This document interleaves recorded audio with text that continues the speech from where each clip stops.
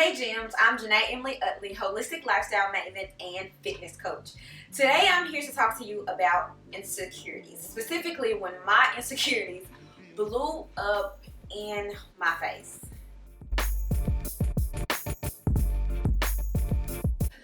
We all have insecurities. We have internal insecurities and then we have external insecurities. Now, my external insecurities, I found that the older I get, the more I realize they're silly, and I've really overcome a lot of my external insecurities, such as stretch marks on my thighs and my butt, and I have a wavy tongue. Can you see it? It's wavy, and it's because my teeth leave indentations on my tongue. I used to be insecure about that, talking, my mouth would be open and my tongue would be all wavy. And the reason I was insecure about it was because it just doesn't look like, the mass majority of the population. It's silly. I cannot help it. I cannot control that. I was on Instagram one day and some girl posted a picture, and she was like, I have a wavy tongue, and I was like, I'm not the only one. And then all these people under her comments were saying how they had a wavy tongue too. So one thing that I've noticed about my external insecurities is that if I can't control it, then I'm not gonna stress about it. I could care less about my stretch marks now. I could care less about my wavy tongue. Now my internal insecurities is a whole different story. So I started my business in mid 2013, and when I started my business, I really had to figure out what was it that I was trying to accomplish with it and what I really wanted out of life. Now I do offer nutritional guidance and online fitness training and personal training, but I also have an element of being fit spiritually and being fit mentally, as well as physically. Well, because I have a lifestyle brand and I really wanted to help to empower women entrepreneurs to be just the best that they can be all around, it brought some stuff up for me. All of the stuff that I had deep inside, all of the stuff that was unconsciously down there, it brought it all up to the surface, and I had to deal, because there's no way I could help someone really have this whole holistic lifestyle balance if I was stuck. So for me, what came up was the feelings of not feeling good enough, not feeling smart enough, not being right enough, being too loud, being too aggressive.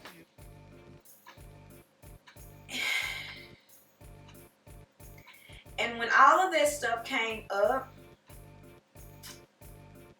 I'm glad it kind of came up how it came up, because I have a mentor and she kind of helped me walk through it. And one thing that I realized was a lot of my insecurities came when I was in college. They came so subtly that I didn't even notice. I was in my department, there were other African American people, but in my program, it was only 2 African Americans. I was the only African American female, and it was an African American man, but he was in a PhD. He was in a PhD program, so I was the only black person in my master's program.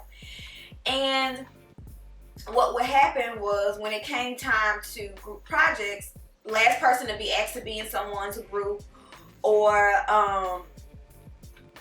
when I got ready to present, I would get so nervous. And in undergrad, I had no problem standing in front of people and presenting and showing research. But when I got in grad school, I was so nervous because I felt like I was being criticized 24/7, criticized from my peers, criticized from my professors, just so criticized, because I felt like I had to represent.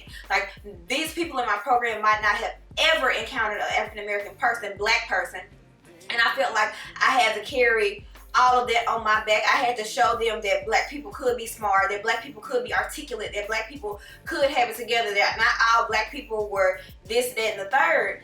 And I even had one of my professors even told me one day, I was in his office, he said to me, well, typically African Americans do well in this program. And I don't think he meant anything by it, but I highly doubt that he told that to my counterparts, that white people do good in this program. I made it into the master's program. I made the cut, so why wouldn't I do well in this program whether I'm African American or not? But that brought on a whole slew of insecurities that I feel like I had to prove myself all the time, and like everything that I did was criticized. So when it came time for me to book a speaking engagement or to write out a program or to talk with someone or to do an interview, I would get really anxious.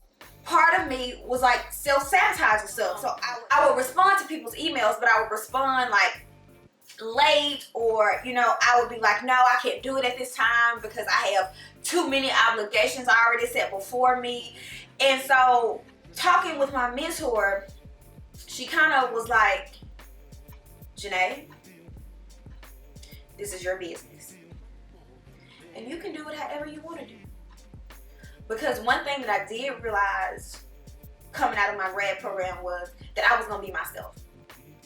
I would say the last year to 6 months of my program, I was like, people going to think what they want to think anyway. If I am a black girl who act like I got some sense, they going to be like, she's different. I was like, people are going to think what they want to think anyway, and I'm going to let them think that. Because me, my personality, I am loud. I am aggressive. And I was insecure about that because of my grad school program and because of an ex-boyfriend I had. When he talked to me and he described those characteristics that make up me to me, he always did it in such a negative tone. So it made me second guess those traits about myself. But what I had to learn is that is a part of me. And God gave me those traits. Yeah, it comes a time where you have to be balanced. I'm not going to go and be loud in the library. I'm not going to be aggressive with a 3-year-old. So it's definitely balance in there. But the reason God placed those characteristics inside of me is because he knew that I would need those things to fulfill my purpose. Just like you have people who are very quiet and meek, they probably need those traits and characteristics to help them fulfill whatever their life's purpose is. Like, we all get a certain amount of talents, we all get a certain amount of gifts, we all get certain giftings, and all of those things are to help us fulfill the purposes that God has for our lives. So I was like, you know what? I'm gonna be me. I'm gonna be loud when I want to be loud. I'm gonna be aggressive when I want to be aggressive. Like, that's okay. That makes me me. And I had realized that coming out of at the end of my grad program, but I hadn't fully let it translate into my business. And so my mentor was really like, Janae, if you want to do this, if you want to do interviews, if you want to, do these speaking engagements, if you want to do webinars, if you want to do online academies, if you want to do online programs, you can do it. You don't have to do it how you did it. You don't have to do it how other people expect you to do it. Talk like you talk. You don't have to talk like a robot. You don't have to talk like they programmed you to talk when you were in your grad program, when you were presenting data and research. You don't have to talk like that. You don't have to be those things. All you have to be is you. Like I said, that stuff came in so subtly, but it was making like this huge impact on me, on my confidence, and on my business. So I guess what kind of helped me to overcome those insecurities was realizing that God made me who I am, and that's good enough. Those feelings of me feeling like, am I smart enough? Am I good enough? I am. I'm good enough. I'm smart enough. Even if I didn't go to grad school, even if I didn't go to college, I still will be good enough. I still will be smart enough because God put me on this earth. He had a plan for my life even before I was even thought of. Centuries ago, before the earth was even made, he had a plan and he had a purpose for me. And I don't have to know everything. He qualified me and I don't have to know everything. You could ask me something right now and I could not know the answer for it. I'm not going to make an answer up. I'm going to simply tell you, hey, I don't know. And depending on what it is, I'll be like, okay, let me do a little research. Let me find the answer and I will get it back to you. So that come to Jesus moment really just allowed me to know that I am good enough, that I am smart enough, that it doesn't matter what anybody has to say about who I am or who God made me to be, that it's okay. Now, I'm not saying that I'm completely like, okay, I still have moments where I doubt myself, like, oh my God, Am I qualified? Oh my God, can I really do this? I still have my moments, but for the most part, I get it. For the most part, it's down deep in here that I am good enough. So if you suffer from insecurities, whether external or internal, I challenge you to really sit with yourself and think about when those things started. Because when you can really sit down and pinpoint where those insecurities started, it will really help you to understand what's true and what's not. Because I knew the bulk of those insecurities for me started in grad school, I could pinpoint, well, I graduated out of undergrad summa cum laude, and I graduated out of grad school magna cum laude, whichever you prefer to say it. So I was good enough. I was smart enough. I was qualified enough.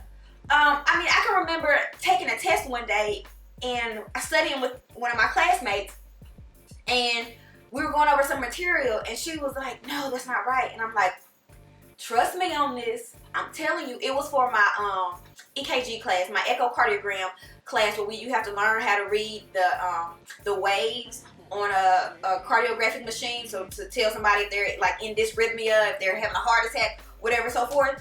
And we were looking at a graph, and she was like, I was like, "No, I'm telling you, it's not right. It is not right." We take the test. We get the test back. I get either I can't remember if it was an A or B, but for sure I remember that she got like a C or a D. Like, it was like significantly lower than me. And then she was like, how? Because you ain't want to listen to me. You ain't want to listen to me.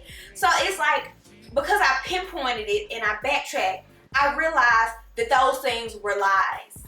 That I was believing lies, and it was somewhere inside of me.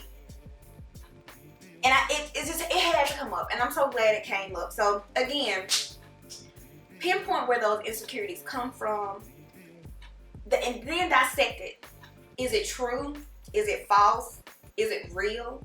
What does God have to say about it? For me, that's always what it comes back to. What does God have to say about it? Because now I'm trying to operate in a space in my business where if it's something that I want to do, and I feel like doubt coming up, or I feel insecurities trying to reemerge, or I feel just hesitation, I have to remember what God says about me. And I have to remember that God is not going to leave me. And that there's so much purpose in what I do, and there's so much purpose in what I want to give to people. And as long as that's the focus, and as long as that I realize that God has my back, like, nothing else really matters. So if you have insecurities, it's okay. We all do. Just realize what's true and what's not. Because a lot of times our internal insecurities are not true, and a lot of times our external insecurities are just flat out silly. They're not silly to us, but in the grand scheme of things, they are very silly. So I love you guys so much. I know that probably sounds kind of weird because many of you I've never met, but I really do. I really do.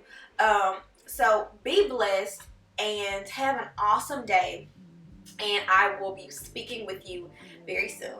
Bye, guys. A healthy body is equally as important as a healthy mind, so do not forget to grab your free quick tip fitness and food guide, where I will show you how to create your own healthy meal plans and give you an awesome workout in the process. Then head over and subscribe to Hubby and I's new vlog channel. We are so excited to bring you in and share our lives with you. Until next time, bye.